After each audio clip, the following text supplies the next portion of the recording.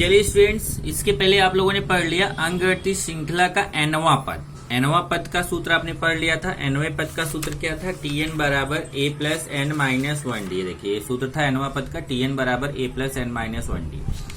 अब हम लोग एक बहुत इंपॉर्टेंट सा सूत्र पढ़ने जा रहे हैं, अंकगणितीय श्रृंखला के प्रथम n पदों का योगफल, और उसके लिए दो सूत्र है।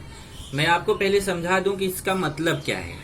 जैसे अगर मैं आपको यहाँ पे एक अंकगणितीय श्रृंखला लेके समझाऊं तो फिर वहां पे पहले ये फॉर्मूला देख लीजिए, फिर बताता हूँ। एक फॉर्मूला है Sn equal to n by 2 2a plus n minus 1d।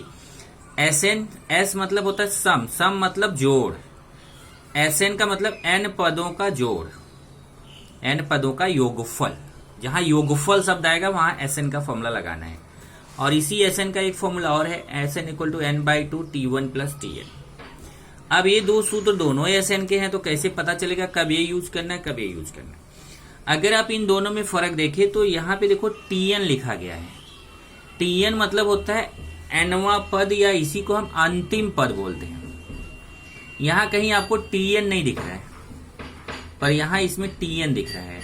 इसका मतलब अगर आपको अंतिम पद पता हो, अगर आपको अंतिम पद भी पता हो तो आप ये दूसरा सूत्र लगा सकते हैं, और अगर अंतिम पद पता ना हो तब आपको पहला सूत्र लगाना है। इसका मतलब ये पहला सूत्र ज्यादा इंपॉर्टेंट है, दूसरा तभी यूज कर सकते हैं जब हमें अंतिम पद पता हो। ओके, ऐसे क्वेश्चंस रहेंगे जिसमें हम अंतिम पद पता हो तो भी हमें पहले सूत्र से भी उसको कर सकते हैं। तो ये दो सूत्र है। ये वाला थोड़ा छोटा है लेकिन ये तभी लगेगा जब अंतिम पद मालूम हो, और ये वाला जो सूत्र है ये हमेशा लगेगा। तो यहाँ पे मैं आपको थोड़ा सा समझा दूं। ये देखो Sn का सूत्र है अंकगणितीय श्रृंखला के प्रथम n पदों का योगफल। तो जैसे अभी मैं यहाँ पे एग्जांपल दूं आपको, जैसे मान लीजिए कि एक मैं अंकगणितीय श्रृंखला यहाँ पर लेने जा रहा हूं। मान लीजिए 5, 8, 11, 14 एक अंकगणितीय श्रृंखला है। इस अंकगणितीय श्रृंखला को अगर आप देखो ऐसे डॉट डॉट डॉट, अगर मान लीजिए मैं यहाँ पे लिख दूं 5, 8, 11, 14, 23, चलो ऐसा लिख दिया। अब मुझे इस अंकगणितीय श्रृंखला के जितने पद हैं 1, 2, 3, 4, अब ऐसे करके 23 तक और भी पद आएगा। जैसे मान लो यहाँ 14 के बाद 17 आएगा, 17 के बाद 20 आएगा, 20 के बाद तब 23 आएगा। तो ये बीच के पद हमें मालूम नहीं है, फिर भी अगर हमें पहला पद मालूम है, इस पदों के बीच का अंतर मालूम है, तो इसके कितने भी पदों का योगफल हम निकाल सकते हैं। जैसे अगर कोई आपसे बोले 1 से 100 तक की संख्याओं का योगफल ज्ञात करो, अगर कोई बोलेगा 1 से 100 तक की संख्याओं का योगफल ज्ञात करो, तो आप क्या करोगे? पहले 1 लिखोगे, उसके नीचे 2, उसके नीचे 3, उसके नीचे 4, ऐसे 100 तक लिखोगे और फिर उसको जोड़ोगे। आपको कितना टाइम जाने वाला है? बहुत टाइम जाएगा। लेकिन इसको जोड़ने के लिए अगर आप ये Sn का सूत्र यूज कर लेते हो, ये Sn का फॉर्मूला अगर यूज कर लेते हो जो अभी बताया मैंने, तो आप डायरेक्ट 1 से 100 तक की संख्याओं को फट से 1 मिनट के अंदर बता सकते हो 1 से 100 तक की संख्याओं का योगफल कितना होगा। तो योगफल मतलब ये सारी संख्याओं को जब जोड़ना होगा तब हमें वहां पर योगफल मतलब Sn का फॉर्मूला लगाना है। Sn कब लगाना है? जब आपको योगफल शब्द रहेगा, योगफल मतलब जोड़, तब आपको Sn का फॉर्मूला लगाना है। तो Tn कब लगेगा? जैसे आपको कोई विशेष पद निकालना हो, जैसे यहाँ पे देखो अंकगणितीय श्रृंखला 1, 2, 3, 4, 5, 6, 7, इसमें 7 पद है। अब इसके आगे अगर कोई बोले 15वां पद, 15वां पद क्या होगा? मतलब जो 15वें स्थान पे संख्या आएगी वो क्या आएगी? तो समझ जाओ कि वहां पर आपको Tn का सूत्र लगाना है। मतलब किसी विशेष स्थान पे जो संख्या है उस स्थान की संख्या को पता करना है तो Tn लगाना है, और ये सारी संख्याओं का जोड़ निकालना है, योगफल निकालना है, तो Sn का सूत्र लगाना है। तो योगफल आएगा तो Sn लगाना है। ये चीज आपको वहां पर ध्यान रखना है। तो हम लोग चलते हैं अभी क्वेश्चन पर। ये देखिए अंकगणितीय श्रृंखला के n पदों का योगफल। तो आप ये दोनों सूत्र याद करेंगे, Sn बराबर n/2 bracket 2a plus n minus 1d, या फिर Sn बराबर n/2 bracket t1 plus t। ध्यान रखिए इसमें कि आपको ये सूत्र तब लगाना है जब आपको अंतिम पद पता हो, और ये वाला सूत्र हमेशा है, सदाबहार है, ये हमेशा लग सकता है। चलिए अब इसमें कुछ पॉइंट्स याद रखने हैं, जैसे प्रथम n प्राकृत संख्याओं का योगफल का ये डायरेक्ट एक सूत्र और है। इसी दोनों सूत्र से ये सूत्र बने हुए हैं तीनों, ये जो तीनों सूत्र हैं इन्हीं सूत्रों से बने हुए हैं। प्रथम n प्राकृत संख्याओं का योगफल अगर निकालना हो, n मतलब अब जैसे आपको यहाँ पे देखिए सूत्र है n प्राकृत संख्याओं का योगफल है, तो उसका सूत्र है Sn बराबर n ब्रैकेट n प्लस 1/2। अब जैसे कोई बोले प्रथम 10 प्राकृत संख्याओं का योगफल ज्ञात करो, मतलब 1 से 10 तक की संख्याओं का योगफल निकालना है, तो 10 प्राकृत संख्या बोला तो n की जगह 10 लिख दो, S10, तो यहाँ 10 प्लस 1/2 कैलकुलेशन करो, आपको 1 सेकंड में आंसर आ जाएगा। कोई बोलता है प्रथम 20 प्राकृत संख्याओं का योगफल निकालो, 1 से 20 तक की संख्या का निकालना है योगफल, n की जगह 20 रख के कैलकुलेशन कर लो। प्रथम 100 प्राकृत संख्याओं का योगफल निकालना है, मतलब 1 से 100 तक की संख्याओं का योगफल कितना होगा, n की जगह 100 रख दो, यहाँ n की जगह 100, n की जगह 100, और एक कैलकुलेशन कर लो, आपको आंसर मिल जाएगा। तो ये n प्राकृत संख्याओं का योगफल निकालना है। तो प्रथम n सम प्राकृत संख्या। अब सम प्राकृत संख्या क्या होती है, 2, 4, 6, 8, 10, 12, 14। ये जो सम प्राकृत संख्याएं हैं, शुरुआत की जो सम प्राकृत संख्याएं मतलब 2, 4, 6, 8 ऐसे करते हुए n सम प्राकृत संख्याओं का योगफल का ये सूत्र है Sn = n bracket n plus 1। अब उसमें अगर बोलता है प्रथम 10 सम प्राकृत संख्याओं का योगफल, तो n की जगह 10 रख दो। प्रथम 15 सम प्राकृत संख्याओं का योगफल ज्ञात करो, तो n की जगह 15 रख दो। तो ये डायरेक्ट सूत्र भी लगा सकते हैं। तीसरा है प्रथम n विषम प्राकृत संख्याओं का योगफल। तो अगर आपको प्रथम n विषम संख्याएं क्या होती है, 1, 3, 5, 7 जो 2 से नहीं कटती हैं, तो अगर विषम प्राकृत संख्याओं का योगफल निकालना है तो ये सूत्र है Sn = n²। जैसे अभी आप बोल सकते हैं, जैसे कोई बोले प्रथम 5 विषम प्राकृत संख्याओं का योगफल ज्ञात करो, तो यहाँ पे आएगा 5² मतलब 25। प्रथम 10 विषम प्राकृत संख्याओं का योगफल ज्ञात करो, तो यहाँ n की जगह 10 हो जाएगा, 10 का स्क्वायर 100। तो ये डायरेक्ट निकालने का तरीका है, मतलब आपको जोड़ना नहीं पड़ेगा, आप डायरेक्ट निकाल सकते हैं। तो जब फिर ध्यान रखिए, यहाँ देखिए योगफल योगफल योगफल योगफल योगफल शब्द आएगा तो Sn का फॉर्मूला लगाना है, और nवां पद, 10वां पद, 20वां पद, 25वां पद, वहां पद आता है तो Tn का सूत्र लगाना है। चलिए प्रश्न संख्या 3.3 देखते हैं। पहला क्वेश्चन क्या है, किसी अंगगणितीय श्रृंखला का प्रथम पद 6 है। अब ध्यान से समझो, अंगगणितीय श्रृंखला है, उसका प्रथम पद 6 है, मतलब पहला पद दिया है, सामान्य अंतर 3 है, तो S27 ज्ञात करो। अब दो चीजें दिया है, प्रथम पद a का मान दिया है, सामान्य अंतर d का मान दिया। आपको मालूम है प्रथम पद को a से प्रदर्शित करेंगे, सामान्य अंतर को d से। तो प्रथम पद a का मान 6 है, सामान्य अंतर d का मान 3 है, हमें S27 निकालना है। तो देखिए हल कर रहे हैं, अंगगणितीय श्रृंखला का प्रथम पद a 6 है, सामान्य अंतर d 3 है, और हमें S27 निकालना। तो समझ जाओ कि S27 निकालना मतलब Sn का सूत्र लगाना, क्योंकि यहाँ S27 S लिखा हुआ है, मतलब 27 पदों का S मतलब सम मतलब योगफल, 27 पदों का योगफल। तो यहाँ n पदों के योगफल का सूत्र है, ये 27 पदों का योगफल। तो समझ जाओ यहाँ पे Sn का सूत्र लगाना। अब क्वेश्चन आ गया, ए वाला लगेगा कि वाला। तो देख लो, क्या इसमें अंतिम पद मालूम है? नहीं, प्रथम पद मालूम है, सामान्य अंतर मालूम है। इसमें अंतिम पद मालूम नहीं है, तो हम दूसरे सूत्र का प्रयोग नहीं कर सकते, हम पहले सूत्र से निकालेंगे जिसमें प्रथम पद और सामान्य अंतर डी मालूम हो। तो पहला सूत्र लगाएंगे, Sn बराबर n/2 bracket 2a plus n minus 1d। ये देखिए Sn = n/2, ये बॉक्स टाइप का क्वेश्चन है, 2a plus n minus 1d। यहाँ बॉक्स बना हुआ है, यहाँ 2a लिखना है। अब हमें क्या निकालना है, हमें S27 निकालना है। तो यहाँ देखिए Sn, ये तो सूत्र है, यहाँ अब S27, तो n की जगह 27 हो गया। ध्यान से देखो, n का मान कितना हो गया यहाँ 27। तो इसका मतलब हम ये जो सूत्र है इसमें n की जगह 27 लिखेंगे। तो पहले तो n का मान, ये देखो यहाँ n आया, n का मान 27 है, तो n की जगह 27/2, फिर ब्रैकेट, फिर यहाँ 2a। अब जरा देखना है, ये बॉक्स टाइप का है तो शॉर्ट कर दिया रहेगा। 2a मतलब 2 में a का गुणा, तो 2 में a मतलब 6, a मतलब 6 रहेगा। देखो a का मान 6 है, तो 2 में 6 का गुणा करेंगे 12 प्लस n-1। अब देखिए n का मान कितना है, 27 है, तो यहाँ n की जगह 27 - 1 और फिर d का मान कितना है 3, तो यहाँ d की जगह 3। अब यहाँ बॉक्स बना हुआ है, यहाँ 3 लिखना है। अब चलिए 27/2 यहाँ डायरेक्ट बॉक्स बना हुआ है, मतलब कि ये पूरा जो है ये कैलकुलेशन करके डायरेक्ट यहाँ लिखना है। तो ये कैलकुलेशन जरा मैं समझा रहा हूँ, ध्यान से सुनिए। ये कैलकुलेशन हो जाएगा 12 प्लस 27 में से 1 जाएगा, तो 27 में से 1 जाएगा 26, तो 12 प्लस 26 गुणे 3। ध्यान से देखो, यहाँ पे आ जाएगा 12 प्लस 26 गुणे 3। यहाँ देखिए ये हो जाएगा 12 प्लस, यहाँ 27 में से 1 गया 26 और यहाँ गुणा छिपा हुआ गुणे 3, 12 प्लस 26 गुणे 3। अब ये हो जाएगा 12 प्लस 26 में 3 का गुणा करिए।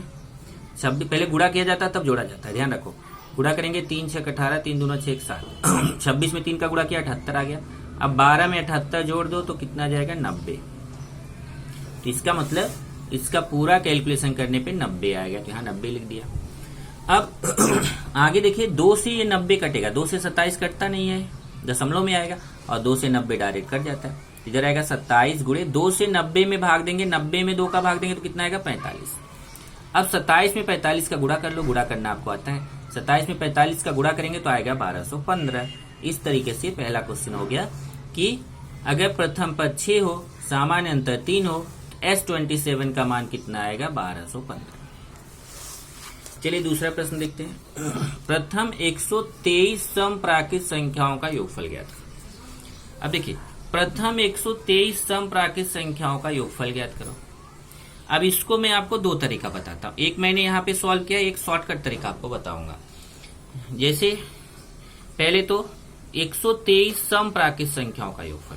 अब देखिए सम संख्याएं क्या होती हैं, 2 4 6 8 डॉट डॉट डॉट, यही तो सम संख्या होती है। जो 2 से कटती है उसको सम संख्या बोलते हैं, 2 4 6 8 डॉट डॉट डॉट, जो कि अंगरती श्रृंखला है। इसका प्रथम पद a का मान कितना है 2, और सामान्य अंतर d t2 - t1, 4 में से 2 गया 2 आएगा। तो प्रथम पद a का मान 2 हो गया, सामान्य अंतर d का मान कितना हो गया 2। अब हमें 123 संख्याओं का योगफल निकालना है। 123 संख्याओं का योगफल निकालना मतलब पदों की संख्या n का मान कितना दिया 123, और यहाँ शब्द बोला है योगफल ज्ञात करो। योगफल मतलब जोड़ना है, तो आप समझ जाओ आपको SN का फॉर्मूला लगाना है। अब फिर आ गया SN का 2 फॉर्मूला है, तो हम कौन सा लगाएं। तो यहाँ पे भी हमें अंतिम पद मालूम नहीं है, तो हम पहला वाला सूत्र ही लगाएंगे, SN = n/2 bracket 2a + n - 1d।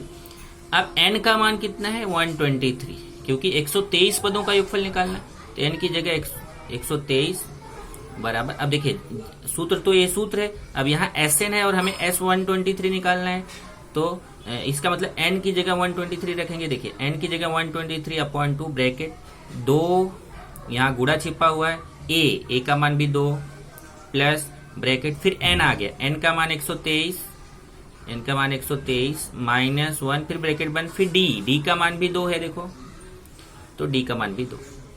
123/2, इधर 2 का 2 में गुणा 4, 123 का 1 में 123 में 1 घटाएंगे 122 गुणे 2। अब ये हो जाएगा 123/2, 4 प्लस 122 में 2 का गुणा करो 244, फिर 123/2, ये 4 में 244 जोड़ो, 4 में 244 जोड़ोगे 248 आएगा। अब 123 2 से कटेगा नहीं, दशमलव में आएगा, इसलिए 123 को ऐसे रहेगा, 2 से 248 कटेगा आसानी से, तो 2 से 248 में भाग देंगे तो 124 आएगा। 123 और 2 से 248 में भाग दिया 124, 123 में 124 का गुणा करेंगे तो आएगा 15,252। इसका मतलब प्रथम 123 समप्राकृत संख्याओं का योगफल कितना आ गया 15,252। ये उत्तर हो गया, प्रथम 123 समप्राकृत संख्याओं का योगफल 15,252। अब मैं आपको बोल रहा था कि एक तरीका और है जो शॉर्टकट है। जैसे देखो आप ए वाले सूत्र का प्रयोग कर लो, प्रथम n समप्राकृत संख्याओं का योगफल। देखो प्रथम n समप्राकृत संख्याओं का योगफल SN बराबर n ब्रैकेट n + 1। प्रथम n समप्राकृत संख्याओं का योगफल SN बराबर n ब्रैकेट n + 1। अब इस सूत्र का अगर आप प्रयोग करो तो आप डायरेक्ट निकाल सकते हो। ये देखो SN बराबर n ब्रैकेट n + 1। अब हमें कितना निकालना, प्रथम 123 समप्राकृत संख्याओं का योगफल, तो n की जगह 123 रखेंगे, 123 ब्रैकेट 123 + 1, 123 गुणे 124। अब 123 में 124, देखो ये डायरेक्ट स्टेप आ गया, गुणा करेंगे 15,252। 15,252। अब देखो ये 4 लाइन में उत्तर आ गया, आया कि नहीं? तो आप बोलो सर ये 4 लाइन वाला तो अच्छा है, फिर यही वाला हम करें? बिल्कुल आप ये वाला भी कर सकते हो, इसलिए मैंने आपको बता दिया आप इस तरीके से भी कर सकते हो, और मैंने ये बड़ा वाला जो तरीका है वो आपको बताया। ओके, अब प्रश्न 3 पे चलते हैं। 1 और 350 के बीच की सभी सम संख्याओं का योगफल ज्ञात करो। अब देखो 1 और 350 के बीच, अब ये वाला सूत्र अब हम नहीं लगा सकते, जब प्रथम करके आएगा कि प्रथम n समप्राकृत संख्याओं का योगफल, तभी हम ये सूत्र लगा सकते। अब ये सूत्र यहाँ फेल हो गया हमारा तीसरे क्वेश्चन में, क्योंकि यहाँ 1 और 350 के बीच की सभी सम संख्याओं का योगफल निकालना। अब 1 और 350 के बीच की सभी सम संख्याओं का योगफल, हाँ इसमें भी लगा सकते हैं, क्योंकि प्रथम अब लेकिन उसमें एक प्रॉब्लम है कि आप क्या करोगे, आप 350 ले लोगे, 350 नहीं लेना है। 1 और 350 के बीच, 1 और 350 के बीच की सम संख्याओं का योगफल निकालना। तो पहले हम देखेंगे कि 1 और 350 के बीच सम संख्याएं आती कौन कौन सी है। तो पहले 1 को तो लेना नहीं, 1 के बाद 2 सम संख्या है, फिर 4 है, फिर 6 है, जो 2 से कटती है उसको सम संख्या बोलते हैं। 2, 4, 6, 8 ऐसे डॉट डॉट। अब लास्ट में देखेंगे तो 350 को नहीं लेना है, क्योंकि क्या बोला है देखो, 1 और 350 के बीच में जो आएगा, मतलब ये दोनों नहीं लेना है, इसके बीच में जो आएगा उसको लेना है। तो 350 भी सम संख्या है लेकिन उसको नहीं लेना है। अब आप बोलो कैसे समझ में आएगा, बहुत अच्छा तरीका, ध्यान से देखो। अगर बोलता है 1 और 350 के बीच, तब ध्यान दे लो कि 1 और 350 नहीं लेना, उसके बीच का लेना है। अगर बोलता है 1 से 350 तक, 1 से 350 तक, तब उसमें 1 और 350 को भी लेना है। अगर बीच बोलेगा तो केवल बीच का लेना है, और तक बोलेगा तो ये तब बीच का तो लेना ही है, इन दोनों को भी लेना है। तो फिर से समझो, अगर बोलेगा 1 और 350 के बीच, तब 1 और 350 को नहीं लेना है, केवल उसके बीच का लेना है।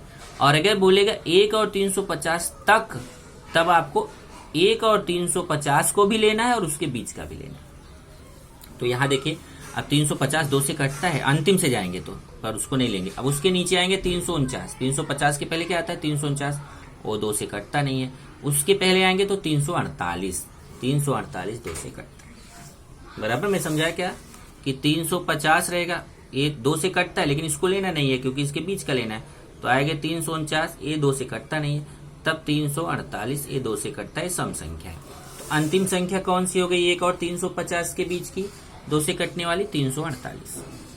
और ये सब अंकगणितीय श्रृंखला में है। यहाँ प्रथम पद a का मान 2 है, सामान्य अंतर d का मान कितना है, t2 माइनस t1 वो भी 2 है।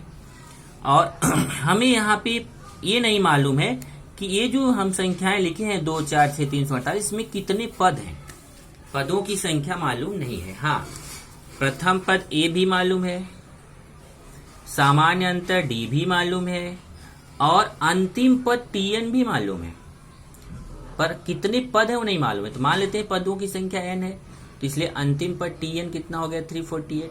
अब हमें पहले n का मान निकाल। अब क्वेश्चन आपके माइंड में तुरंत आएगा, सर आपने बोला था कि योगफल रहेगा तो फिर Sn का सूत्र लगाना है, फिर यहाँ Tn का सूत्र क्यों लग रहा है। तो ध्यान रखो कि अगर आप Sn का सूत्र लगाने जाओगे तो आपको वहां n की जरूरत पड़ेगी, n के मान की जरूरत पड़ेगी, और n का मान आपको इसमें पता नहीं है कि इसमें कितने पद हैं, वो n का मान पता नहीं है। तो सबसे पहले हमें n का मान निकालना होगा, और n का मान निकालने के लिए हम इसके पहले जैसे क्वेश्चन करते थे उसको करना पड़ेगा। पहले हमें अंतिम पद मालूम है, तो अंतिम पद वाला सूत्र tn वाला सूत्र लगा के पहले हम n का मान निकाल लेंगे, तभी हम Sn का मान लगाएंगे। हम योगफल वाला ही सूत्र लगाने वाले, Sn वाला ही लगाने वाले, लेकिन हम पहले n का मान निकाल के तब Sn लगाएंगे। तो यहाँ देखिए, पहले n का मान निकालने के लिए हमें tn का सूत्र लगाना पड़ा, जबकि यहाँ पे इसने tn का सूत्र बोला नहीं है। ध्यान से देखिए, कहीं बोला है नहीं ना, फिर भी हम क्यों लगा रहे, क्योंकि हम जब Sn निकालने जाएंगे तो हमें n के मान की जरूरत पड़ेगी, और हमें n का मान मालूम नहीं है, इसलिए पहले हम tn का सूत्र लगा के n का मान निकाल लेंगे, तब Sn का सूत्र लगाएंगे। योगफल वाला सूत्र लगाएंगे लेकिन बाद में लगाएंगे। तो चलिए, tn बराबर a plus n minus 1d। अब tn का मान, अंतिम पद का मान कितना है देखो 348 अंतिम पद, टी एन का मान 348 बराबर ए का मान 2 प्लस फिर एन का मान मालूम नहीं है n-1 डी का मान भी 2। अब इसका कैलकुलेशन करके एन का मान निकालना आप सीख चुके हो। यहाँ देखिए 2 का अंदर गुणा करो 2n, देखिए 2 का n से गुणा 2n, 2 1 के 2। बाकी एक तरीका और मैंने इसका बताया था कैलकुलेशन का कि 2 को इधर लेके जाओ फिर 2 का भाग दो, आप उससे भी करो, आंसर वही आने वाला है। तरीके बहुत सारे हैं, यहाँ पे मैंने गुणा वाला बताया है, पहले 2 और 2 का n से गुणा 2n, 2 1 के 2। अब यहाँ देखिए 348, यहाँ देखिए +2 है -2 है, तो 2 और 2 कट जाएगा, मतलब 2 में 2 जाएगा तो 0 हो जाएगा, तो केवल बचेगा 2n। देखिए ये +2 है -2, 2 में से 2 गया 0, ये 2n बचेगा। अब 2 का गुणा है, इधर जाके भाग हो जाएगा, 2 का n के साथ गुणा, उधर 348 में 2 का भाग हो जाएगा, तो यहाँ बचेगा n। अब 348 में 2 का भाग देंगे तो कितना आएगा 174। n का मान देखो 348 में 2 का भाग दोगे तो 174 आएगा, n का मान 174 आ गया। तब हमें n पदों का योगफल निकालना है।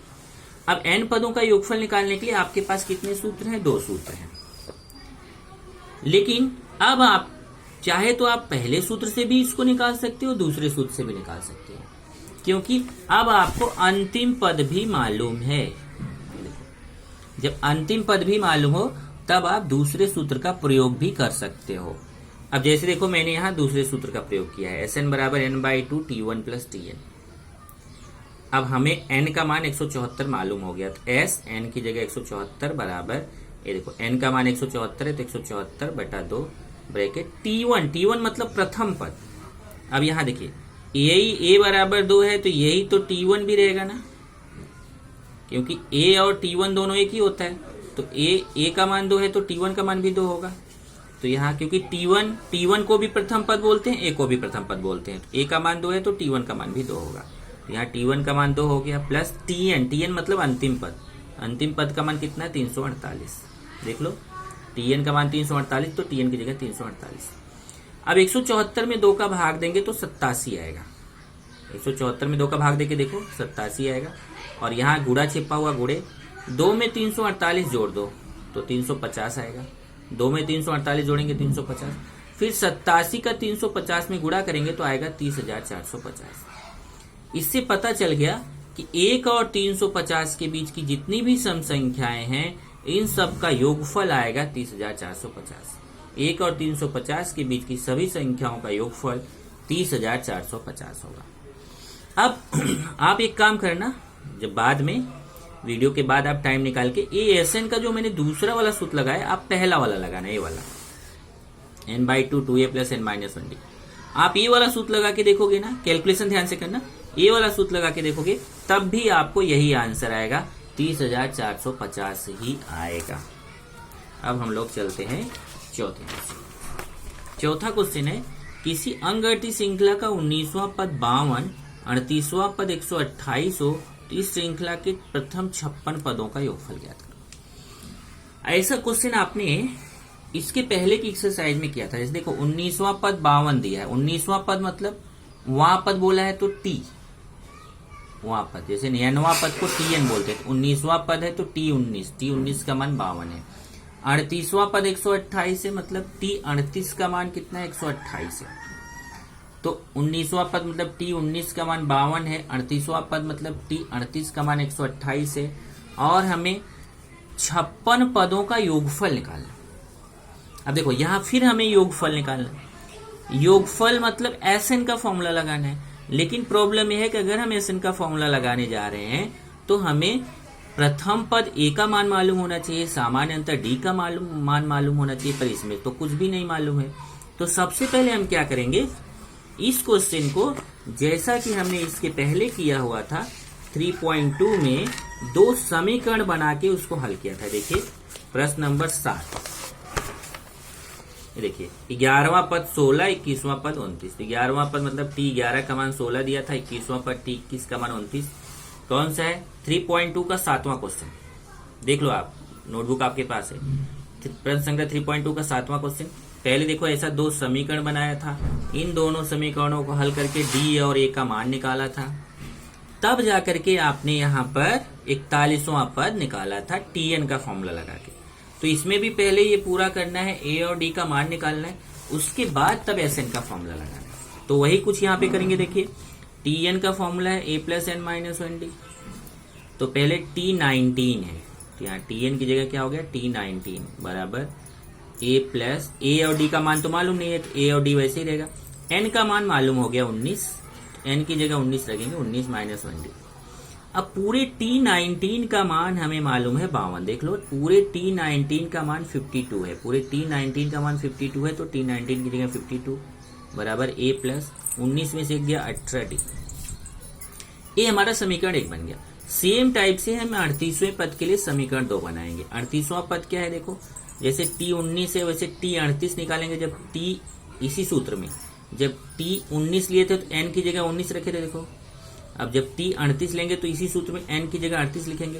तो देखिए T38 n की जगह 38 हो गया बराबर a प्लस n की जगह 38 माइनस 1d। अब T38 का पूरा मान कितना दिया, देखिए T38 का पूरा मान 128 दिया है, तो T38 की जगह 128 रख दिया बराबर a प्लस 38 में से गया 37d, 38 में से गया 37 और d। ये समीकरण 2 हो गया। तो समीकरण 1 हो गया a plus 18d equal to 52 और समीकरण 2 हो गया a plus 37d equal to 128। इन दोनों समीकरणों को हम गुणांक समान करने की निश्चल पद्धति से हल कर सकते हैं, मान रखने की निश्चल पद्धति से हल कर सकते हैं। यहाँ मैंने इसको गुणांक समान करने की निश्चल पद्धति से हल किया हुआ है, वो मैंने आपको 9th में सिखाया है। तो उस पद्धति से हल करके यहाँ a और d का मान निकालेंगे। तो कैसे देखिए, समीकरण 1 हो गया, समीकरण 2 हो गया।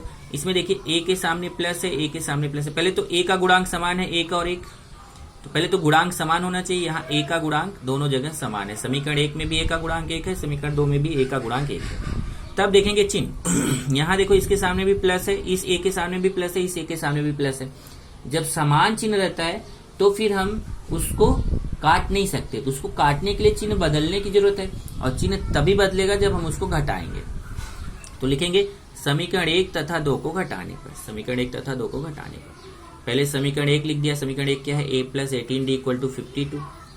फिर समीकरण 2 लिख दिया, a plus 37d equal to 128। देख लो समीकरण 1 क्या है, a plus 18d equal to 52। इसको पहले लिख दिया, इसको बाद में लिख दिया। यहाँ पे भी देखो a प्लस 37d पहले लिख दिया, 128 बाद में। अब घटाने पर लिखा है तो नीचे का चिन्ह बदलेगा, a के सामने प्लस है माइनस, 37d के सामने प्लस है माइनस, 128 के सामने प्लस है माइनस, इधर a और a कट जाएगा।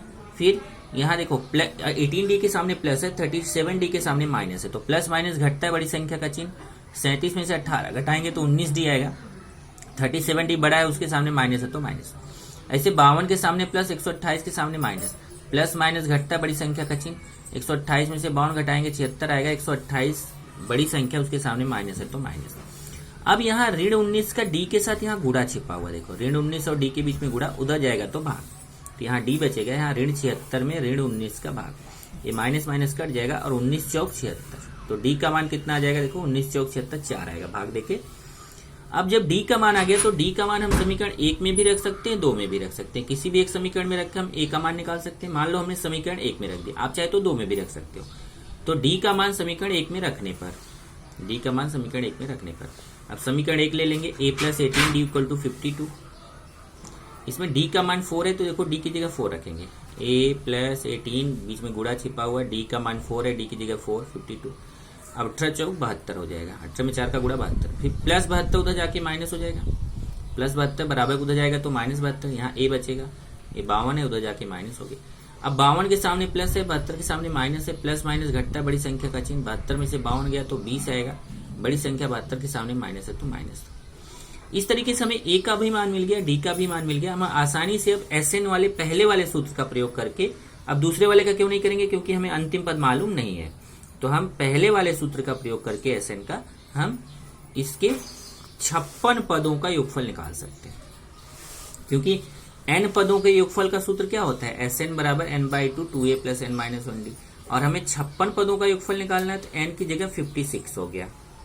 तो यहाँ पे देखो मान रखेंगे, n की जगह 56 अपॉन 2, फिर ब्रैकेट 2 बीच में गुणा छिपा हुआ a का मान देखो ऋण 20 है, a की जगह ऋण 20। अब बोलो ब्रैकेट क्यों लगाया, क्योंकि यहाँ गुणा ये 2 चिन्ह एक साथ आ जाती है इसलिए ब्रैकेट लगा दिया।